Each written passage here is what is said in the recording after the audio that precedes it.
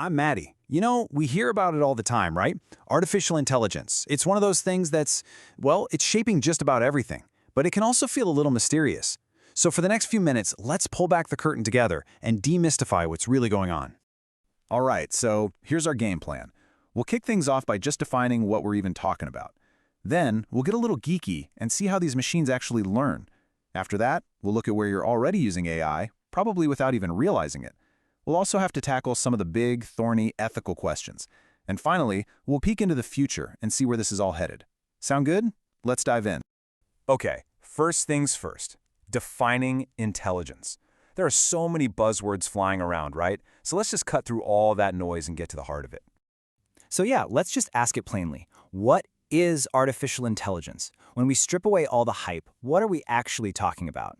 Well, at its heart, it's a part of computer science. And the idea is, honestly, it's pretty simple, but also incredibly profound. It's all about trying to build systems that can do things that we typically think of as, well, human. Things like learning from experience, or reasoning through a tricky problem, or even just making a decision. And this isn't some far-off science fiction concept anymore. This is happening right now, all around us. AI isn't just one single monolithic thing. It's really a collection of pretty ambitious goals. Take natural language processing, for example. That's the whole challenge of teaching a machine to understand language the way you and I do. Or perception, which is about giving computers eyes and ears, so to speak, letting them see and hear the world. And believe me, each one of these is a huge, huge field of study all on its own. But how do we actually get there? How do we build machines that can do all that? Well, that leads us right to the engine that's driving almost all of modern AI. Let's talk about the learning machine. So how in the world does a machine learn? Well, you can kind of think about it in two big ways. First up, we have supervised learning.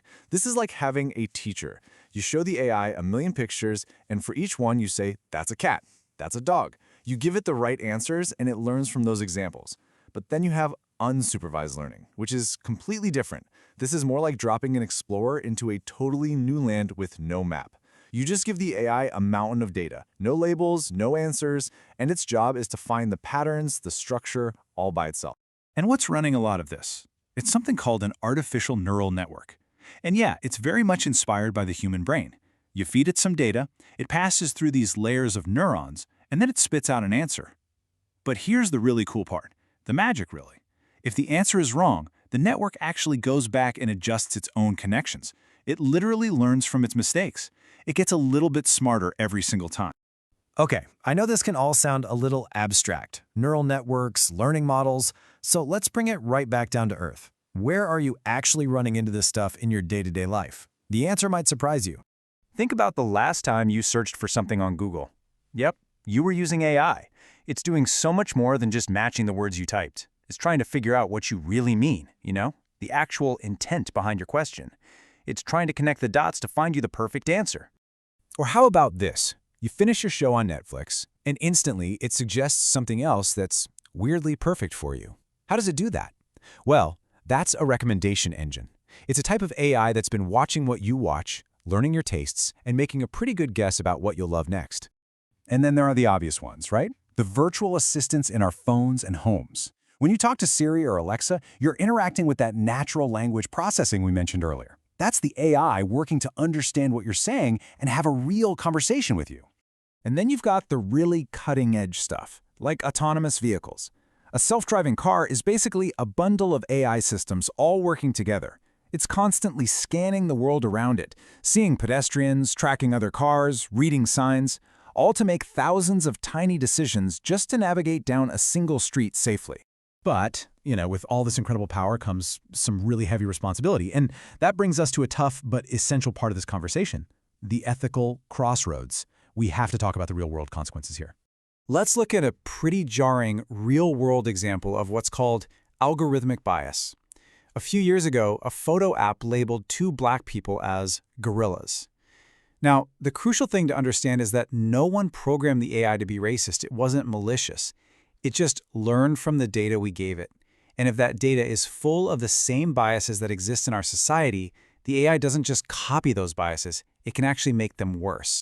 And it's not just about bias. There's another huge concern that's on a lot of people's minds: jobs. This prediction here from the CEO of Ford, it really hits home. The worry isn't just that robots will replace factory workers. The fear now is that AI could replace white-collar workers too, the kind of jobs that require intellectual work. So what you see is this profound duality. It's like two sides of the same coin. On one side, you have the incredible promise of AI to help us cure diseases, solve impossible problems, and make our lives better. But on the other side, you have these very real dangers. Bias, misinformation, job loss, privacy issues. Figuring out how to navigate that balance, that might just be the biggest challenge of our generation. All right, so where is all this heading?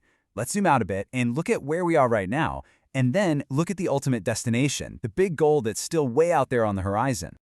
Okay, so basically everything we've talked about today, from your Netflix recommendations to a self-driving car, that's all what we call narrow AI.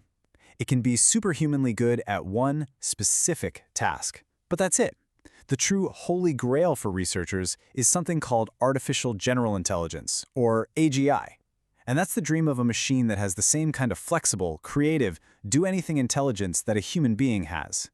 We are not there yet, not even close, but it's a fascinating thing to think about. And that brings us to a final, really deep question. It's one that the father of computer science, Alan Turing, asked a long time ago. As these machines get better and better at imitating us, at imitating how we think and talk and create, we're forced to wonder, if a machine can perfectly imitate intelligence, if you genuinely can't tell the difference, does it even matter if it's real? I'll leave you with that one. Thanks so much for joining me on this.